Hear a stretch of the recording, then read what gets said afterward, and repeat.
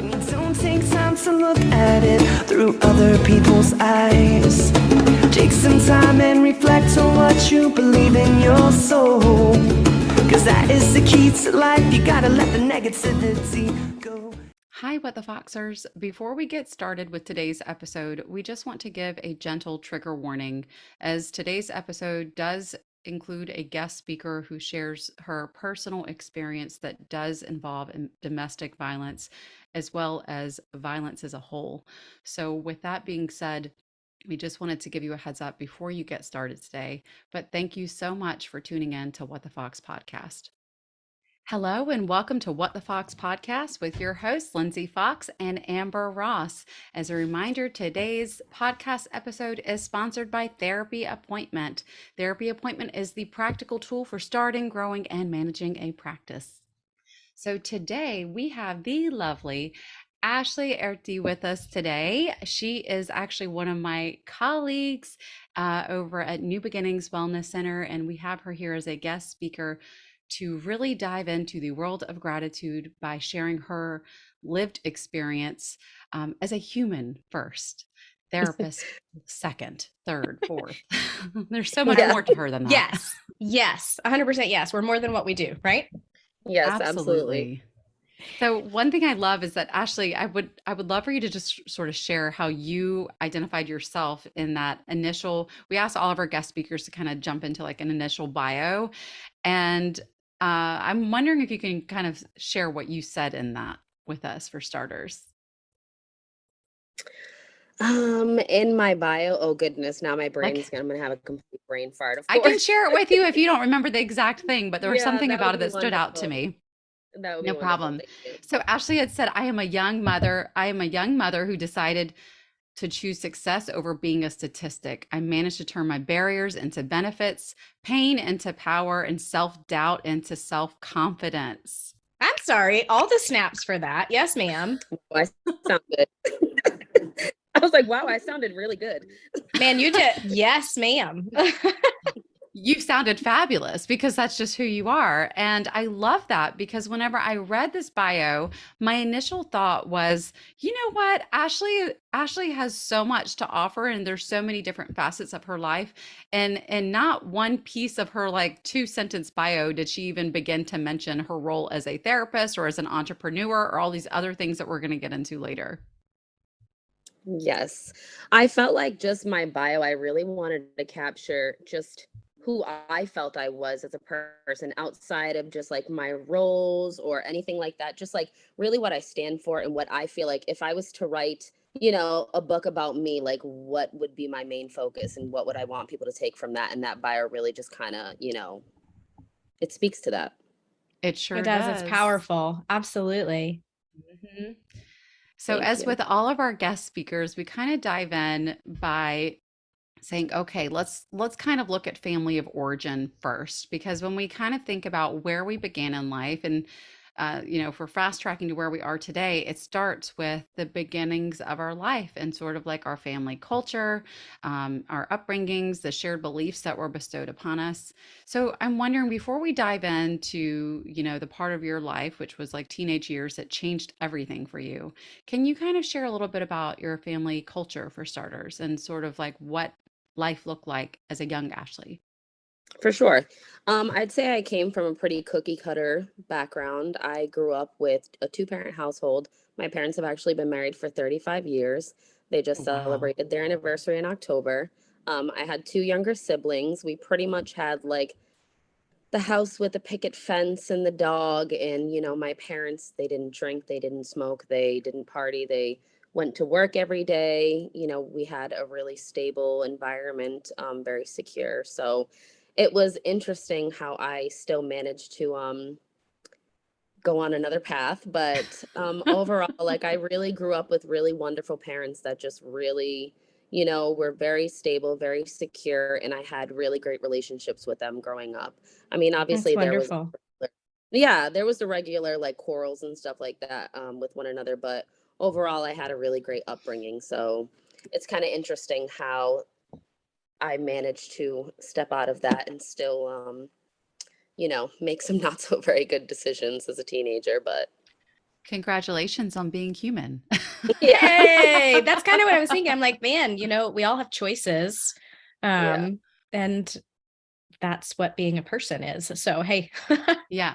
Well, I kind of love, I thank you for sharing that, because I Mm, think that as we get into your story, a big part of this podcast is questioning social norms and breaking barriers. yep. And a big part of your story in of itself is the fact that maybe the way life played out for you, it didn't fit the quote unquote stereotypical mold of, Yeah. the shoulds, so to speak, of how you should fit into XYZ. But you have carved out a beautiful life for yourself, for where you are today, which is why we're heavily leaning into gratitude for this month. um, but I would like for you to kind of share a little bit about what was it that happened in your teen years that uh, changed everything for you. My environment, my choice in friends.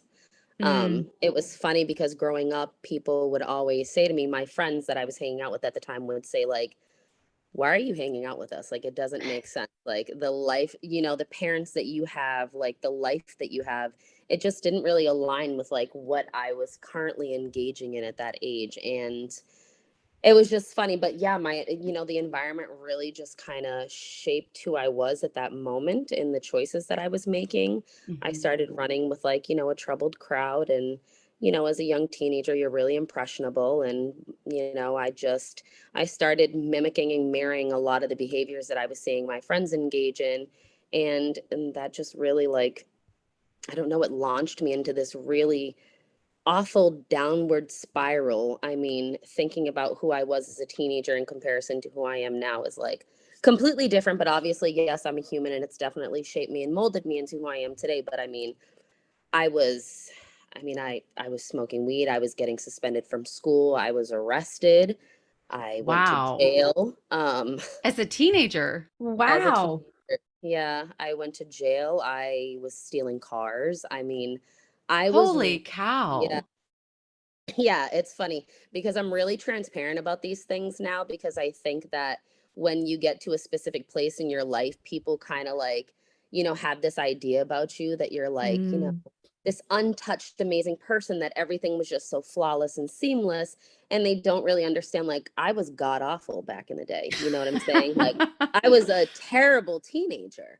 Yeah. So it's just, I share those experiences because it does make me more relatable, and helps people understand, like, yeah, you can still do all of these things and then still end up, growing and changing and, accomplishing all that you set out to. But yeah, I was a terrible teenager. I was constantly suspended and expelled from school for fighting.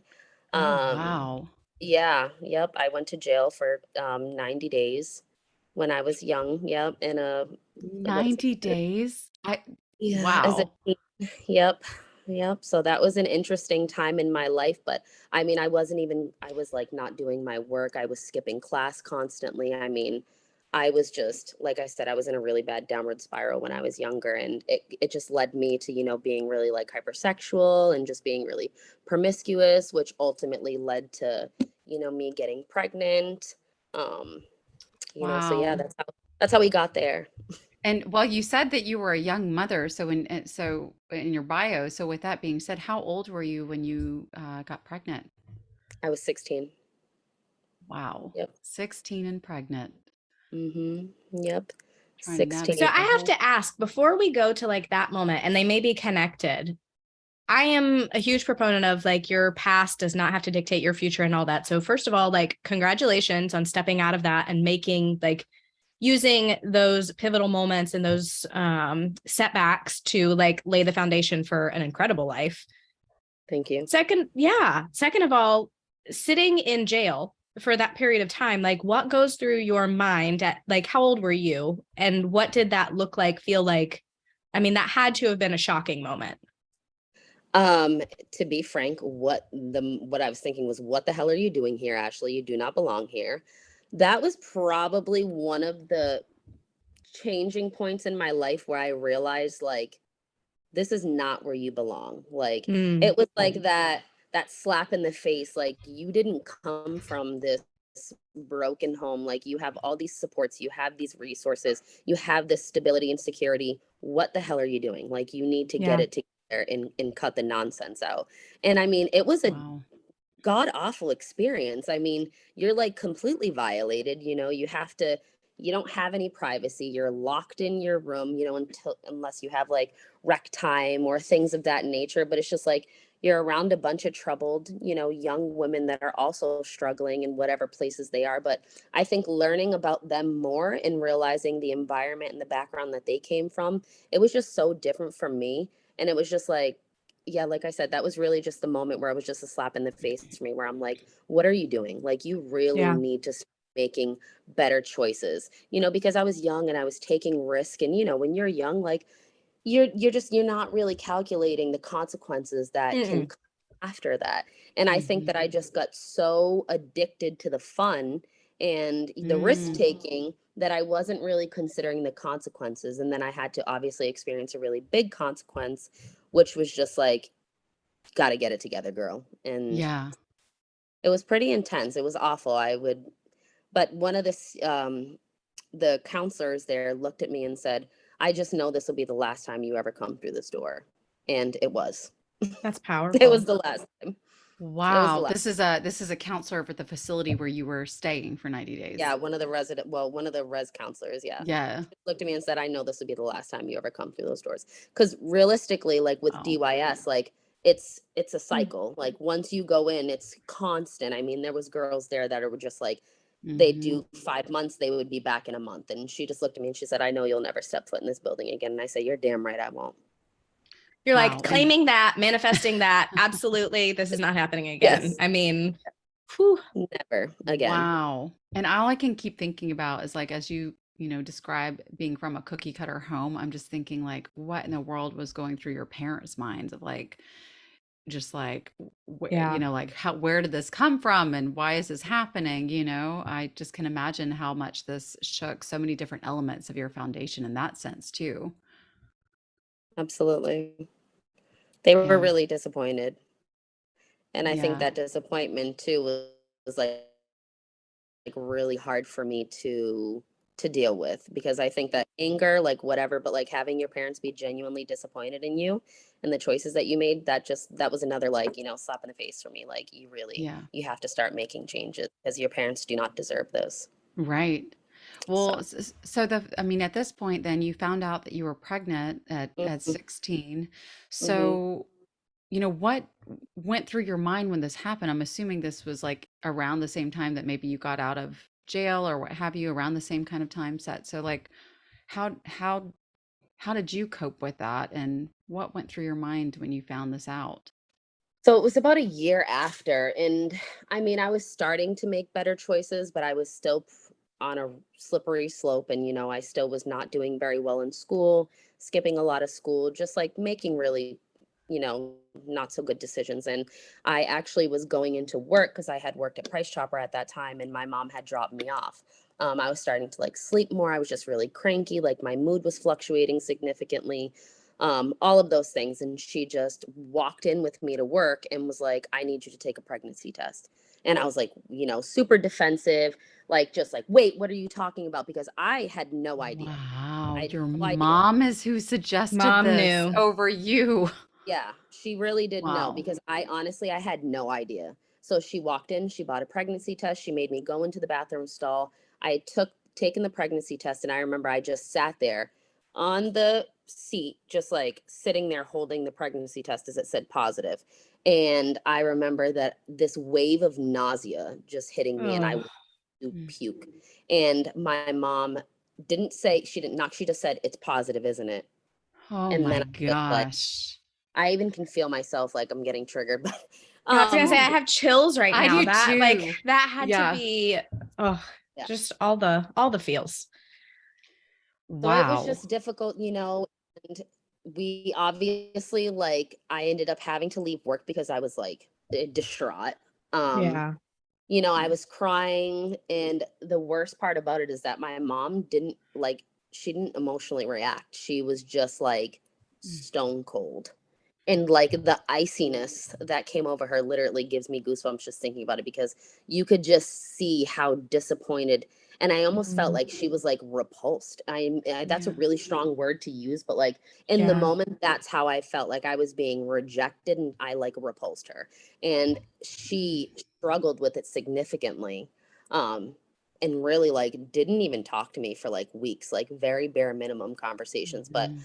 um, so yeah, that was a really difficult experience. You know, she was the one that kind of called it out. Um, and Before you even then knew. I mean, that's wild. That is a Mama mother was for paying you. attention, y'all. Yeah. Mama was I on it. Like, she knew. And I honestly, I had no idea. But then again, I was 16. Like, yeah, there's Mhm. no you know what I'm saying? way. I'm Like, I wasn't paying attention to that. I was just out yeah. living Yep. this life and not really calculating the consequences that could accompany these things, Right. you know? So, yeah. Which, as we know, just as therapists, I mean, that's something that we speak with our teenagers about now is just the fact that Mhm. like our brain is not fully developed at 16. You're not thinking about long-term consequences like that. Correct. And if you are having fleeting thoughts around it, it's like, oh, well, it's not going to happen to me. Yeah. I Correct. mean, That'll That, never happen. yeah. right. So you shared previously with, prior to recording it, there was actually a pretty pivotal moment that took place in your life while in high school, while pregnant. And it honestly seems like it was a game changer with how you chose to pivot everything about your mindset. What was Yeah. that situation? So, I mean, there was a few. I mean, obviously, like the moment that I got pregnant with my daughter, I instantly started making changes. Like, I just knew that, like, I did not want to be a statistic. And at that time, I had a lot of friends that were younger and they were having babies and or already had children. And just me Wow. being super transparent, I seen the way that they were parenting, and I just knew that that's not what I wanted to do. I didn't want grandparents that raised their child, their grandchild. I wanted to be invested. I wanted to be a hands-on good mom. And you know, in Hmm. school, just constantly experiencing that doubt, like people were already projecting these doubts on me without even giving me a chance. And obviously, like statistically, you know what I'm saying? Like historically, that I can see Yeah. why those assumptions would be made, right? But it just it made me angry. It really Yeah. made me angry, because I felt like people decided who I was before I even had the chance to figure out who I was, and Yeah. that's not their right to do. Like that's Right. not their choice. 100%. And I had a teacher that was my shop teacher. I was in painting and decorating, and I mean, he treated me like crap. Like I remember I was standing there and he was like, "So everyone's saying you're pregnant, huh?" And I was I'm like, "Yeah." sorry. What?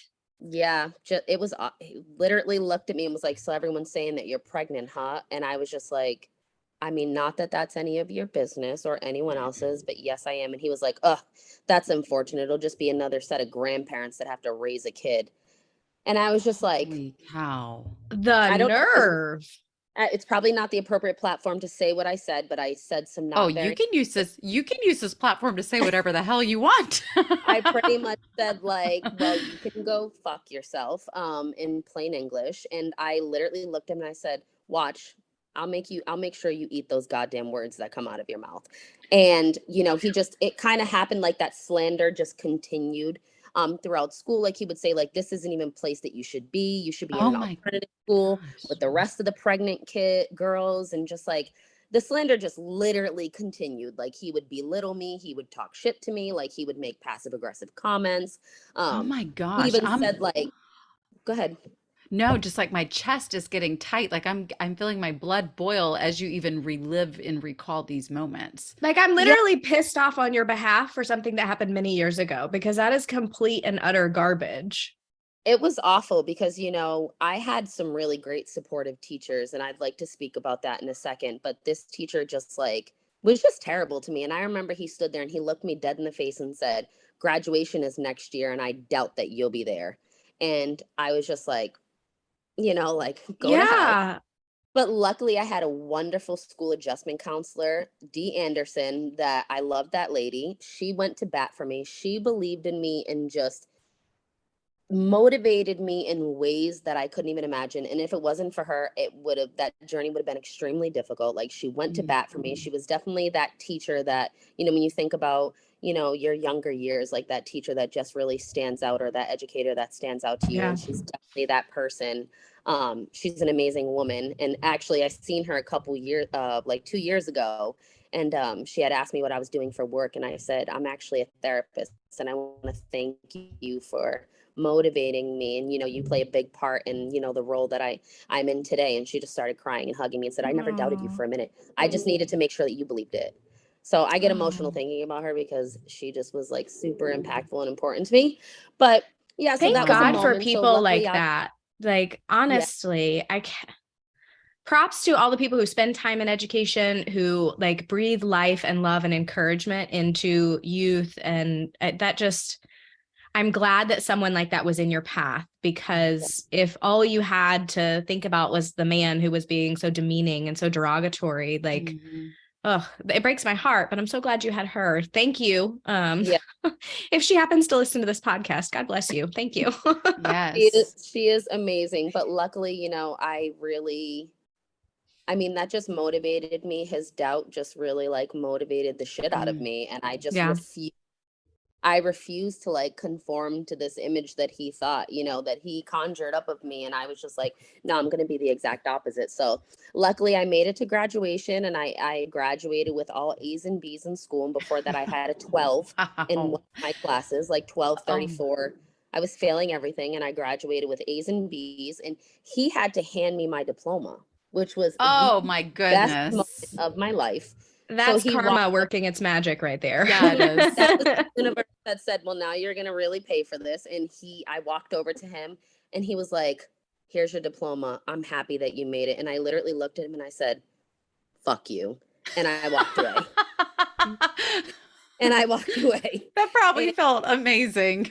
It felt so good. And even better is that years later, I had seen him not that long ago, after I had finished my master's degree. And I seen him in the grocery store. He's like, oh, hey, how are you? Like, trying to act, now that I'm like this career driven adult, now I get complete different, treatment. And he's like, what are you up to now? And I'm like, oh, I just finished grad school, my master's, blah, blah, blah. And the funniest part about it is that I now have a higher level of education than him, which is like, makes me feel even better, and I'm like, you doubted me and I surpassed you. Like, eat that. That's such a good feeling. incredible. But yeah, that was one of those moments that really just like fueled my motivation, and Well, and instead it's a of testament to your willingness to dig your heels in, get the job done, and just refuse to take like his assessment as anything other than trash. For sure. I did not personalize that. And I just understood, like, whatever he was projecting onto me, that was his own shit to deal with. And it had to do with me, and it doesn't shape who I am. And that right there, it just like really helped me understand that people are going to continue to project shit on you for the rest of your life.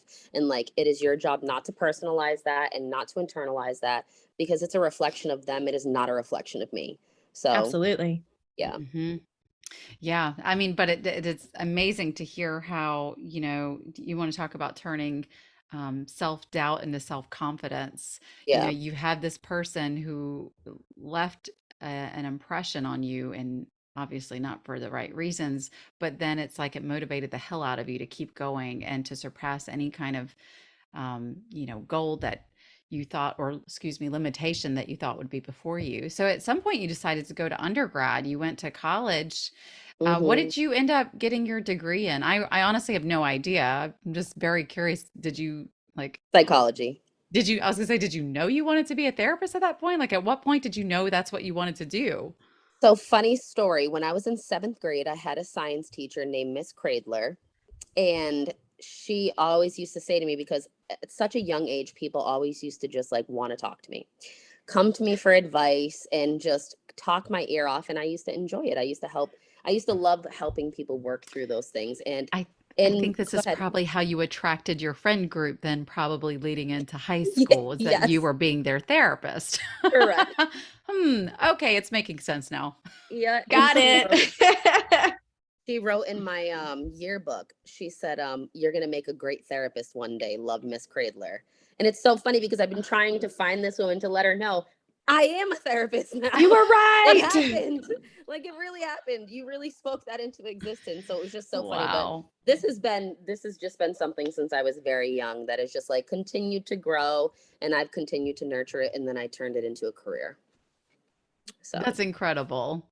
yeah. I'm always curious what leads people to go into like therapy and psychology as a career path, because like it's fraught with challenges, and it's a very unique position to help people, but also be like frontline to some really hard events and just challenging situations. So I can see, obviously, you were completely set up for success to do that, given your history of dealing with people and how you manage situations.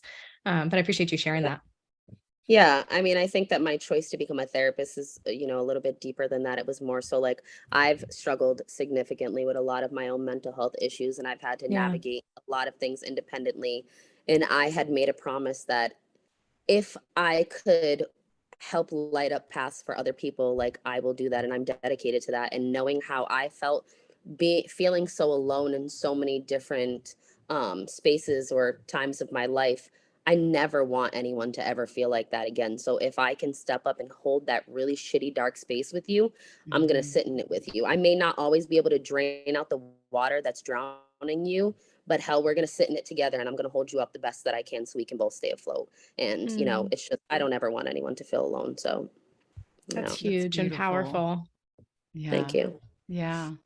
I really appreciate you sharing that as well, because I think that is a component about becoming a therapist, is that there's all of these topics that I feel like are unwritten rules that we're not supposed to talk about. And Hmm. the truth of the matter is, many therapists become therapists because they have navigated significant hardship in their own life, or have witnessed someone they care about immensely suffering from their own hardship, pertaining to mental health or whatever it is. Um, so I think that it is good to kind of break that stigma as well, because I have heard so many people, whenever I'm really, honest and cavalier about my human experience, people are like, wow, I thought therapists had it all together. Like I thought they had every, like, it's like, yeah, you hear Ashlee laughing. Because you're not human, because therapists are not human, right? You guys are superheroes. I mean, you are 100% superheroes with superpowers. But that doesn't It's mean you like, don't get your own human experience too. right. It's Yeah. like, well, yeah, we might compartmentalize stuff so that we can support our clients, but we're still human. We're Correct. still experiencing our own lives and navigating our own hardships. And frankly, that's sort of an excellent segue to where we're going next in your story, Ashlee. Because after you graduated with your degree in psychology and carried on with life, and you were raising your daughter, who is amazing, by the way. Thank you. Uh, She is. oh my goodness, y'all's relationship is just, it's very beautiful to witness and to watch. And those who get to know Ashlee after this podcast episode will probably be privy to seeing that on her social media. So, Thank you. um, but with that, at some point you decided to go to grad school, where you said, like, yes, I definitely do want to become a therapist, and now I'm going to go to grad school and pursue things. And at this time in your life, you were also in a pretty serious relationship. Is that right? Correct. Yeah. Correct. And at some point, this relationship changed, and by that I mean, you can say as you will on that, but at some point this relationship went from being what was perceived as healthy, safe, good relationship to not. Correct. We had, well, what I had thought was a really healthy relationship, but um, my significant other at the time was living a completely different life outside of the life that I thought we only shared together. Mm. And there was a lot of just like verbal abuse, in which he probably would gaslight me into trying to convince me that it wasn't abuse. But, looking back now, I obviously can recognize that that was really unhealthy and that was abusive. Lots of verbal abuse, but at that point, I craved that family dynamic I'm so s- significantly because being a young can single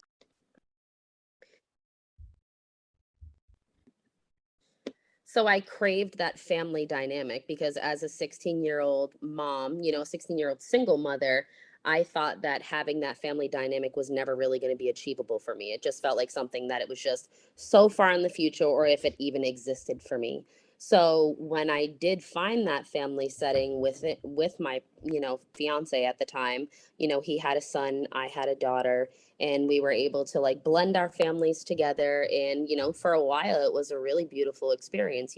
We traveled, we were like those cookie cutter people with like the matching pajamas on Christmas. We did all the Oh, fun hands-on things with our kids. And so I shaped my identity around just like being a mother and being a fiance. And Mm. I craved that so much that it really just kept me in a really shitty situation because I felt like I may never get that again. The Um, the blinders were on. It sounds yeah, like you were so in love with the idea of developing your own cookie cutter dynamic that like you were raised in. I mean, it was just correct. you had that opportunity. It becomes very easy to kind of make excuses for some of the unacceptable behavior around us. yep. Correct.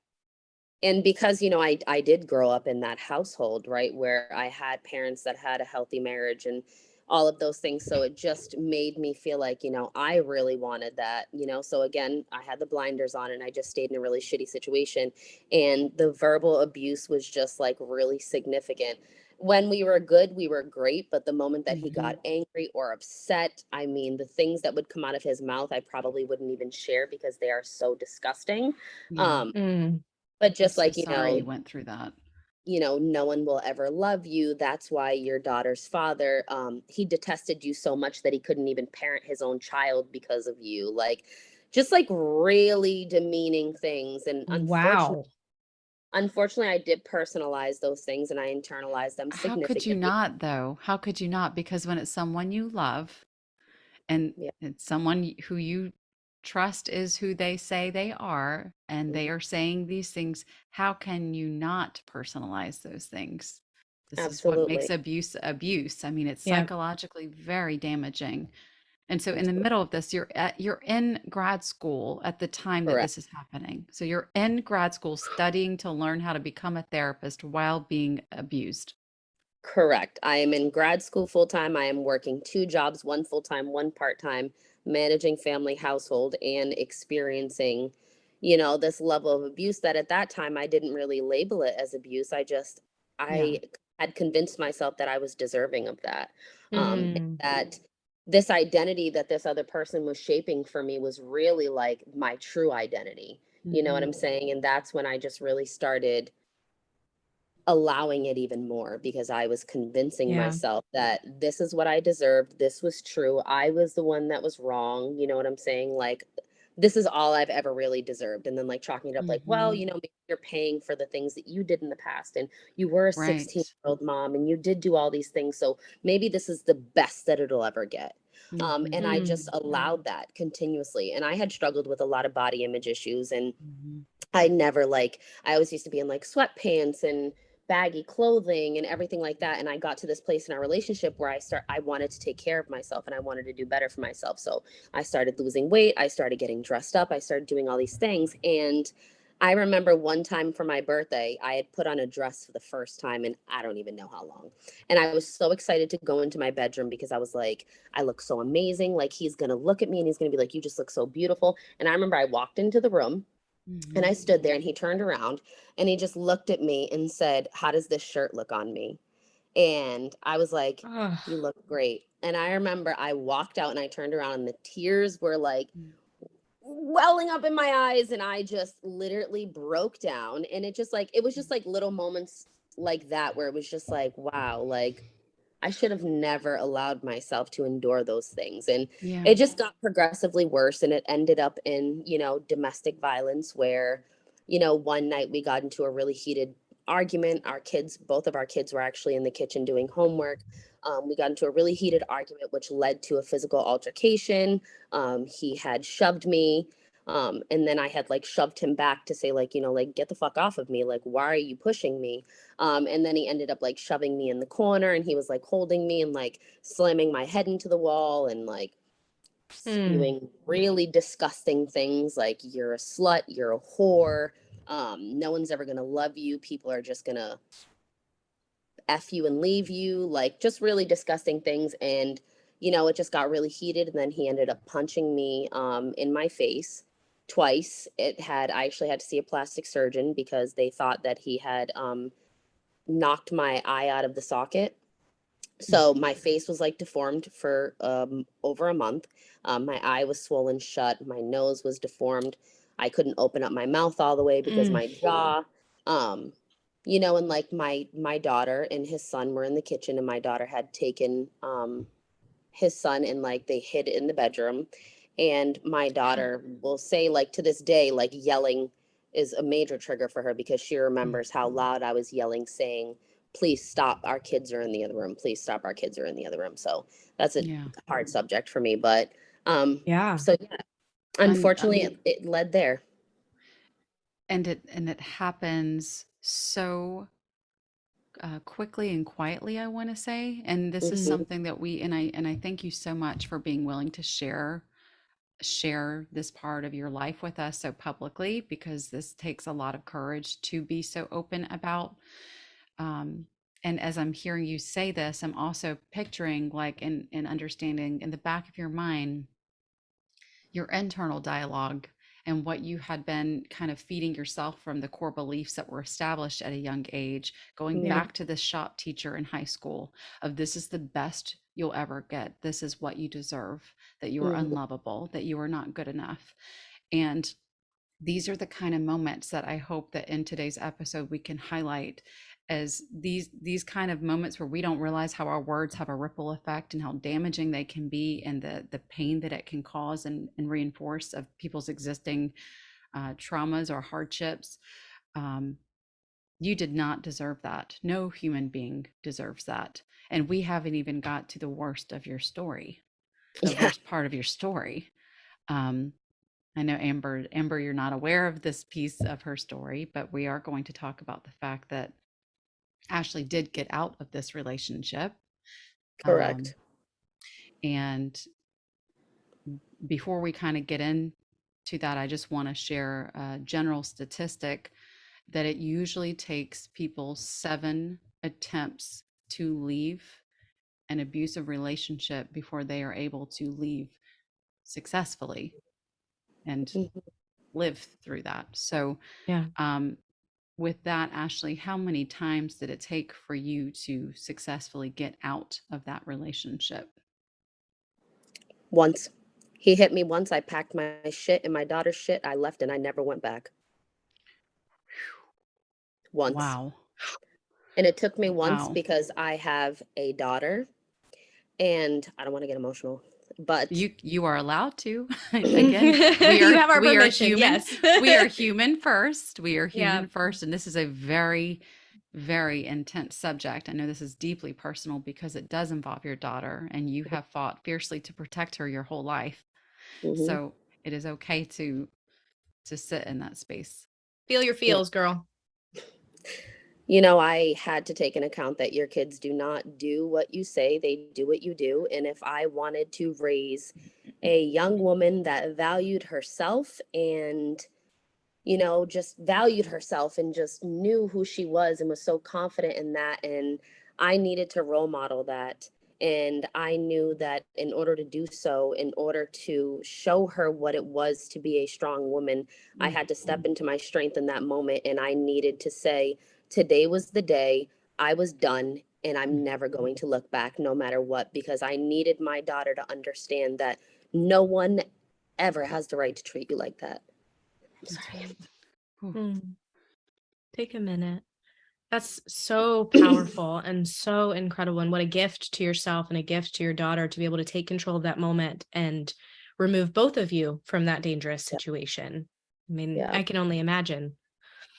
Yeah, and I mean, it's tough because, the image that he has been able to project onto other people was this like ideal stand-up guy, amazing. So, the version of me that he gave to me Sure. no one ever seen, so it was so hard to believe that this level of ugly and evil existed within him, because the image that he Yes. projected onto everyone else was this amazing guy. And I was a contributor to that, right? Because Well, I also sure. projected this amazing, wonderful image of him. So when it came time for me to actually tell my story, it was like, oh, she's being dramatic. It wasn't that serious, or I can imagine him doing that. But, you know, I say all that to say this, like, it was one for me, and I was lucky because it's not usually like that for many Yeah. women. And Mhm. that's why I say that my daughter is my lifeline, and she motivates me in ways that I can't even begin to put in words, because there's just not any words that exist to encapsulate the level of motivation and the strength that she provides me with. And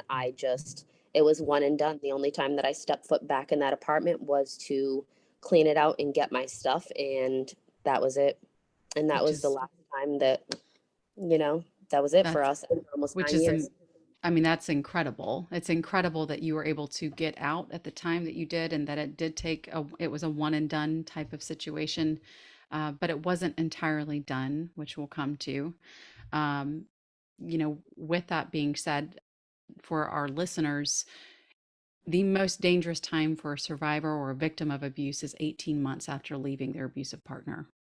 So, Ashlee, while you did get out of this relationship, something happened within 6 months of getting out of this relationship, while again, you were working back to being a single mother, doing grad school, trying to manage all the things while coping with your own trauma, and trying to do what you could while in survival mode, which we know you cannot process trauma while actively going through trauma.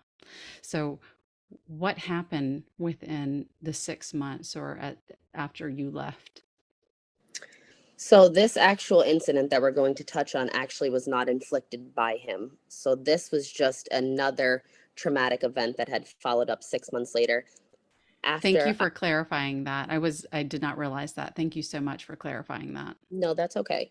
But it does kind of tie into everything and just the trauma that I've experienced moving forward. After I had separated from him after almost 9 years, we were engaged, and I experienced that traumatic situation with him. I went into the most deepest, darkest place of my life that I was truly struggling with, and I had started to continue to spiral. I'm a social drinker, on just like birthday occasions, etc. But I had started to like just kind of tap in and engage into that risky behavior all over again, like drinking more frequently, going out more, just kind of living in that fast lane, because I had felt so dead inside that I was Yeah. doing things to make me feel alive again. And obviously that was very risky. But I was just engaging in things that just were making me feel alive again. And unfortunately, that meant that I was making really not so great choices, Yeah. which had ended up go ahead. I was just gonna, that self-medicating is something I think every single human on the planet has experienced to some degree. Maybe not with substances, it could be with sex, gambling, gaming, you name it. Um, Self-medicating is a lot easier than leaning into the painful as hell moments of healing, and you have to be in the right space to do that. And so it just sounds like you kind of went back to what was familiar, not necessarily what was healthy, but familiar in the context of what the kind of behaviors that you laid out for us in terms of high school, just Yeah. kind of going back to you know kind of partying, or fitting in that sense, to kind of deal with what you were going through, which is really common. Hmm. Yeah, absolutely. Because I mean, I didn't know who I was at that point, and I was trying to figure it out, and I was hanging around with crowds that were really reinforcing how I was feeling in that moment. I Yeah. wasn't really hanging out with my regular group of friends because they were all still doing really well in healthy relationships. So instead, I was engaging with people that were, Sure. spiraling too, just to reinforce my behavior and kind of validate me, like, hey, it's okay because we're all doing shitty things right now. Yeah. Yeah. Um, Well, shame has an amazing way of influencing how we live out our lives. I mean, absolutely.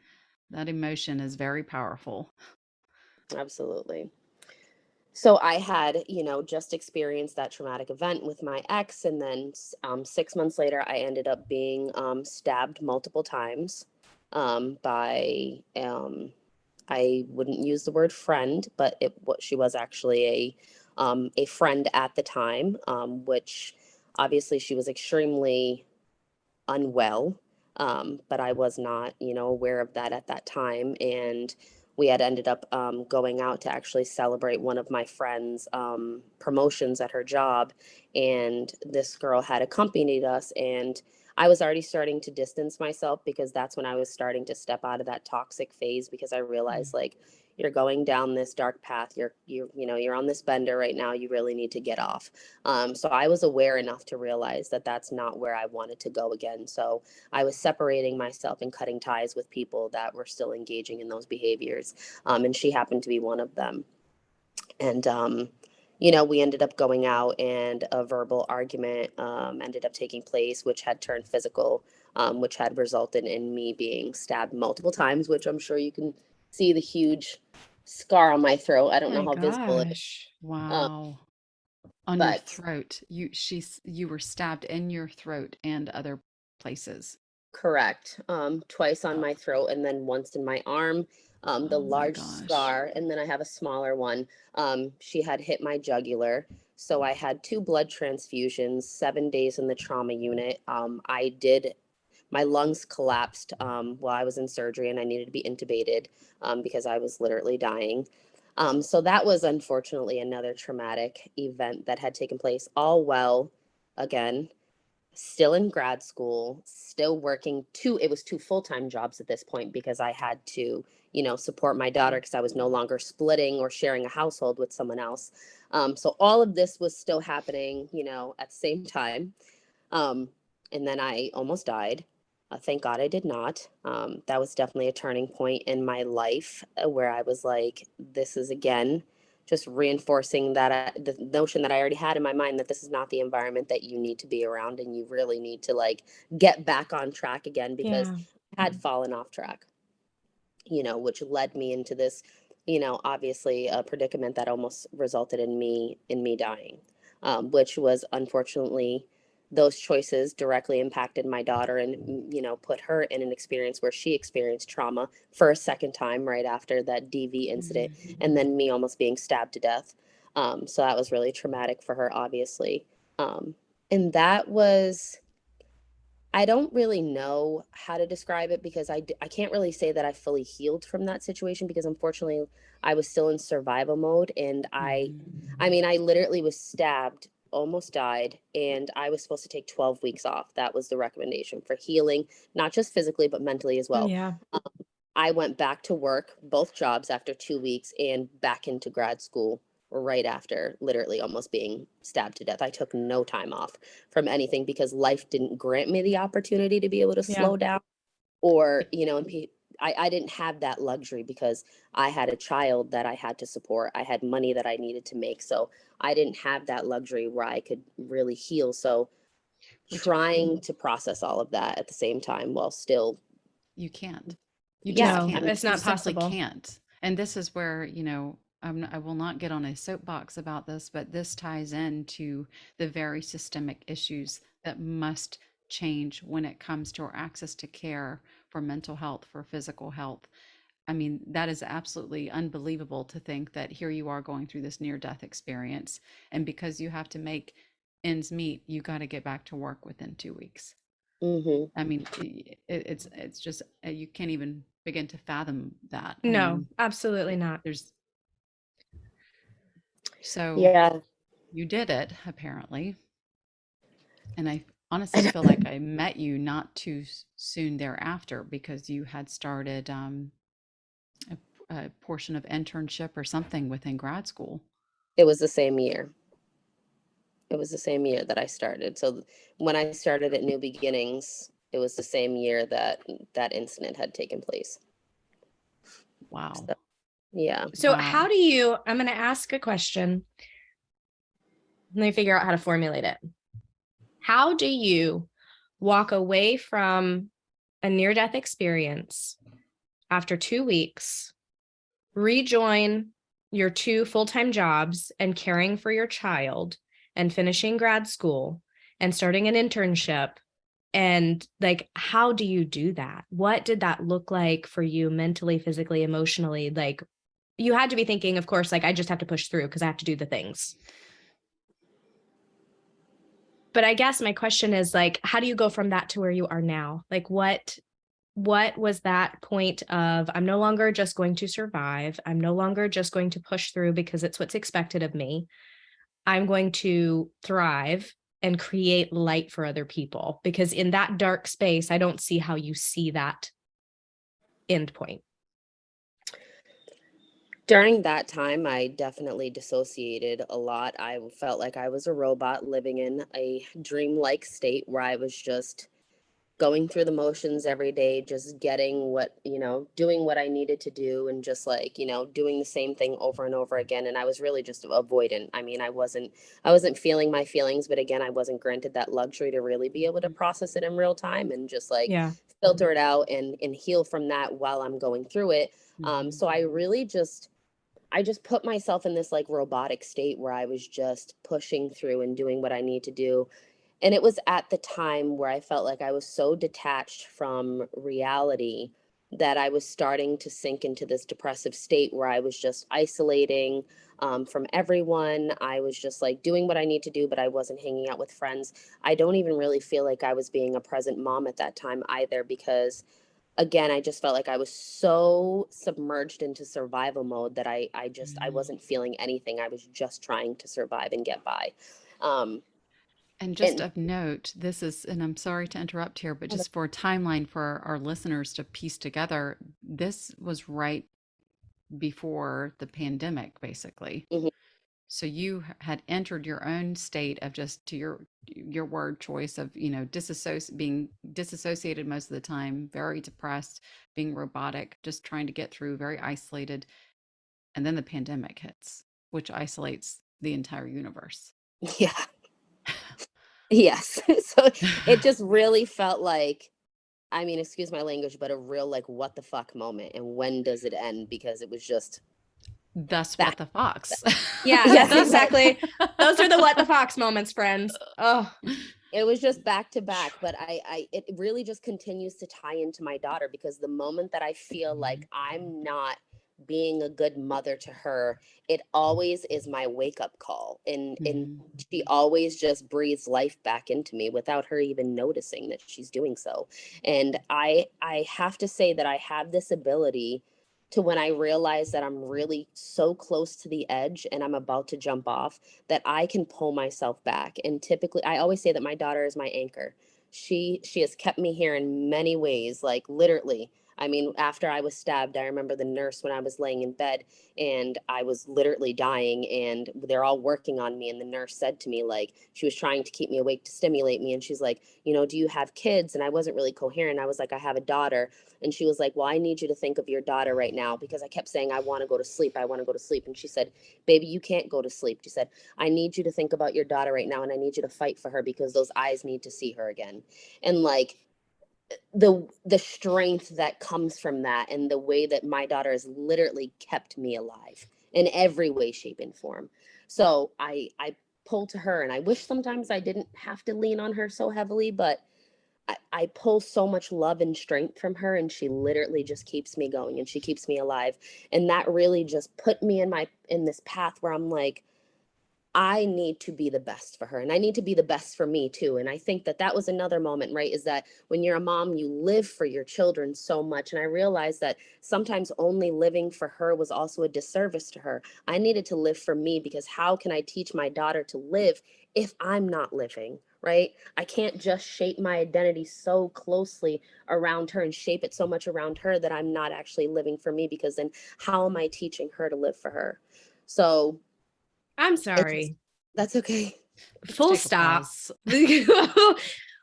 Ooh, that is so powerful and so true. And all I kept thinking while you were talking is that, God really sends angels in all shapes and sizes, right? Like clearly your daughter is that angel for you and that guiding light to keep you here in this moment.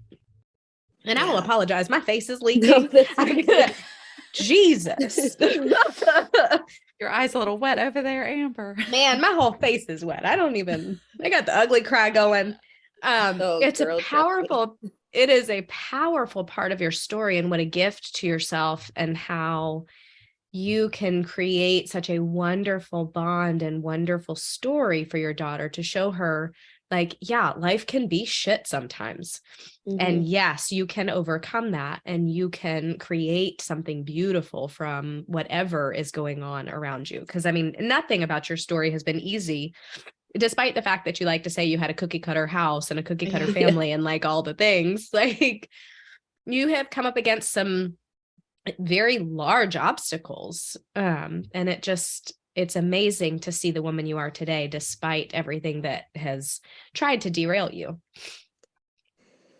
Thank you. Sorry, that's like such a hard subject. But yeah, I just made the choice to continue to push through, and I realized that my ability to adapt and adjust and transform into whoever I need in that moment is unmatched. One Mm, thing I have is this level of resilience that has literally kept me in the game and saved my life, regardless of the shit that I've experienced in my Mhm. life.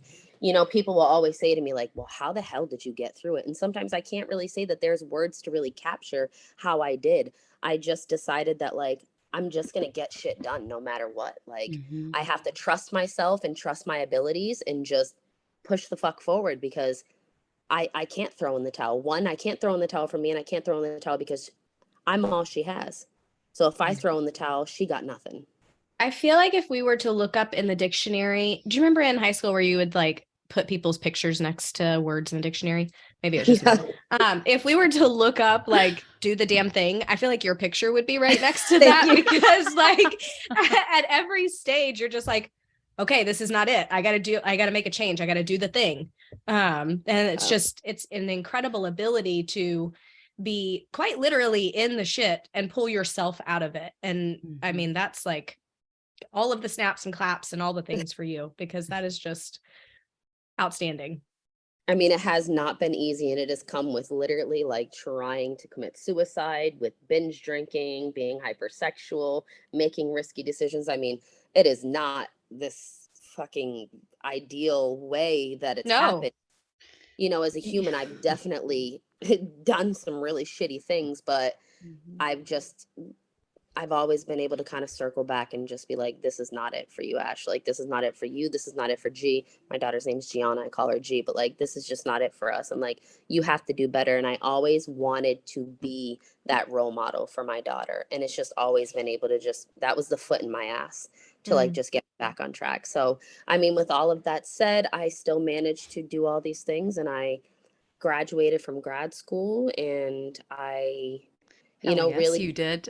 yeah. I graduated from grad school. Thank God that was hell too, but it was worth it in the end. Mhm. Um, Well, Go ahead. sorry, I didn't. I'm so sorry about that. I was just thinking, like, on top of graduating, you've done so much more than just graduate. And I don't want to say just, as if that's like to simplify what grad school and your experience was like. But you didn't just graduate from grad school. You have now gone on to become a school adjustment counselor, to essentially become your own D. Anderson, who motivated Mhm. you in your own high school experience. Yes. You are a therapist, a trauma informed therapist, where we work at the same place, and a life coach. And I would say what I love most is this new venture that you're on, that I would love to dedicate some time in exploring and having you talk more about, which is, your role as the founder and owner of Extraordinary Women. What Yes. is that? Tell us all That is my about it. baby. That is my inclusive space for women to be unapologetically raw about their experiences as women in general. There were so many groups that were just like focused towards like a specific population, female entrepreneurs, or, motherhood or something like that. Like, no, fuck that shit. Like, let's talk about it all. Because at the Yeah. end of the day, we're all united because we're women. And we have shared experiences, no matter what background we come from, what career path, what age we are united as one, and we share so much of the same shit. And I feel like as women, like, we're constantly filtering things out, or, we just can't be unapologetically raw with the shit that we go through. And I needed that space. I needed to create it. I needed it for me. I know other women needed it. And I felt like it was my duty to make that Yeah. happen, and it's been, I mean, this is out of everything. And out of graduating from college and everything, like, this has been my favorite thing so far. And it's been so beautiful to create this space where women just say whatever they need to say, whether it's, I mean, I've had women that have never told anyone that they've been molested or raped Mm. speak for the first time in a group of 20 women, sharing their story, like, just, I mean, sharing the ugliness and just feeling so safe to do so and being okay with being vulnerable. Mhm. I mean, I get goosebumps because it's just been such an amazing experience for me. And watching these women, I mean, these women have come, I'm sorry, my dog is barking. These It's women okay. have come and they have been like, I've always wanted to go back to school. Now I attend your group. I just started college again. Or I left that ex, or I had that conversation with my boss because he was trying to lowball me on my pay rate. And I found inspiration from your group. And now I'm like, no, fuck that shit. Like, I need to be paid this, like, the inspiration. And it's not even just what you can gain from it, but it's also what you can give to other women, and just being able to share those experiences with one another unapologetically and just being so raw and uncut with it has just been such a healing experience for myself and everyone involved. And I mean, I am just so excited, and I'm so happy that I've been able to create this space for other women. I absolutely love that. And my favorite part about you sharing that is how much you lit up as soon as you started talking about it. Like, we've been talking for did. almost an hour now. And like, I just physically saw the energy like whoosh Mhm. out from you as you started talking about this project and what it Yeah. means to you and what it means to the community of women who get to participate. Um, that is extraordinary. I would love to know, and I'm sure the listeners would love to know, how do you plug into this community? What does that look like? So I will admit I'm not that tech savvy, so I do not have a website or anything like that, but I do have a Facebook page, Extraordinary Women, which I share updates about our groups, or, just create like content where we can kind of go back and forth with one another and discuss maybe topics or experiences that we're having that week, or whatever the case may be. I did have monthly groups, but it was, kind of a lot doing the monthly groups. So me and the members that attend had decided to do bi-monthly groups, which was like Yeah. totally okay. So we have bi-monthly groups the third week of every month, which is located, it's at 1 p.m. Same time, 1 to 5. We always go over because we never know how to stop talking. Um, That's but amazing, though. That's a great time 1 to 5, and then some rollover is fabulous for in-person meetups, right? This is in yes, in person person. in Worcester. Yep. And I mean, the group size has definitely fluctuated. We went from 40 to 10 to 20, etc. But the quality of the group, regardless of the numbers, has Mhm. never changed. Of Whether course it's a not. small They're group or extraordinary women. yeah. So it's been amazing. And we do fun stuff. I have a professional photographer come to just kind of capture some really powerful photos of us. He is a male, and I was very strategic in my choice with choosing a male photographer to capture these powerful moments as women, because once upon a time, that would have never been a thing. So having a man, first of all, I hired him. So having a man, right? I hired him come take these pictures of powerful women that are engaging in such, serious topics and stuff like that. I feel like there's just so much power in that. In order for us to really change the game too, we have to Mhm. make it inclusive, bring these men into that support women, so we can change these ideas surrounding women and all of these things that we're discussing in our group. So that was really amazing to see. And my group members love having, the man, and he's like serving us drinks and I love fixing plates for us it. and doing He's all these serving things. you guys. He's Yeah, serving he's you amazing. guys. I He's like that. amazing. Yes, he's Rod B photos too, so he's absolutely amazing. He's like the best photographer, but he does leave once we start delving into like the, Yeah, of the course. really serious topics, just because it is a safe space for women. But overall, he's amazing. Yeah. But yeah, And it's just the best. so, for our listeners, I do want y'all to know that Ashlee is located in Worcester, Massachusetts. So, that's central Massachusetts if you're not familiar. So, all you New Englanders, please look her up on Facebook. We will include the page in the show notes so that you can do that. And I also just want to insert a quick plug. about how Extraordinary Women is doing their first ever Christmas toy drive this year, and that you guys are accepting both monetary donations as well as unwrapped gifts for y'all to distribute among the community. And if y'all have any questions on how to connect with Ashlee or to contribute to this process, can you please let them know what number they need to text? So you guys would text 774-312-8908. And that's my Okay. direct contact number. Wonderful. So 774-312-8908. And that is for the Christmas toy drive that Extraordinary Women is, for overseeing for the holidays, which is amazing. So, I mean, it's like, no wonder you haven't had time to do this monthly. It's like you are managing so many things. You're a therapist, you're a school adjustment counselor, you're a life coach. You've got this support group going on every 2 months. So, I mean, you are changing the game, and you are also creating that ripple effect in the community in a super powerful way. I am so hella proud of you on so many levels to see, from the day that I met you to where you are now and how far you have come it is extraordinary. Thank you. And it's been a ride, but ultimately the view from here has been really beautiful. And I'm happy to be able to share this really raw, uncut version of me with a large community, just to help people realize that like the shit that you went through doesn't define you, and you really can pull through, and you can turn that ugly into beauty. And it's all good. If you want it, if you're hungry enough, you'll get it. Amen. I Amen. love that. Thank you so much for sharing your story and be willing to let us kind of step into that with you and step through it with you to really understand what you've accomplished, what you've been through, because I think it's so important for all of us to remember what we see on the outside has very little to do with what's actually happened underneath, right? Yeah. So I love that. Your story is absolutely powerful. Your daughter is blessed beyond measure to have you as a mother. I know you've spoken about how blessed you are to have her, but that is definitely a two-way street, my friend. Mm-hmm.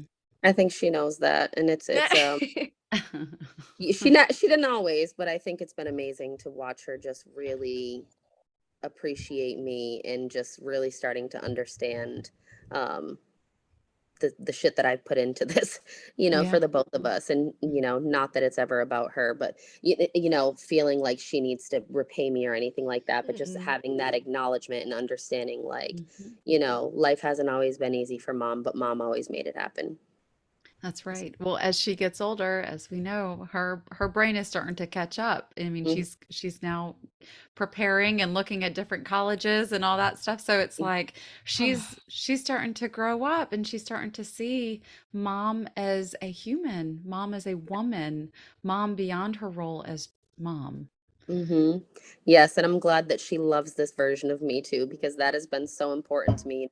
Your kids get old enough and they start realizing who you are as a person. And I wanted her to be able to identify me as a really great, genuine person. And I'm glad that she sees me in that light. And you are a great, genuine person. Yeah, I was gonna say, how could she not? Like she would have to be blind to not see that. But yeah. Oh my goodness, what a joy to talk with you, Ashlee. Thank you so much for being here with us today. Lindsey, thank you for once again introducing me to someone really, really incredible, and just allowing us this opportunity to share in what is an incredible story. Yes, absolutely. So thank you to all of our listeners to tuning in. If you want to get to know Ashlee and her organization a little bit more in depth, remember to check out the show notes. If you like today's episode, don't forget to click follow and subscribe on YouTube, Spotify, Apple, wherever it is that you listen to podcasts. And as always, we will talk to you next Tuesday. Bye, everyone. Bye. Thanks, Ashlee. You're welcome. Thank you. And we all sing, everything is gonna be just fine. It's gonna fall into place. The sun is gonna set on your terrible day.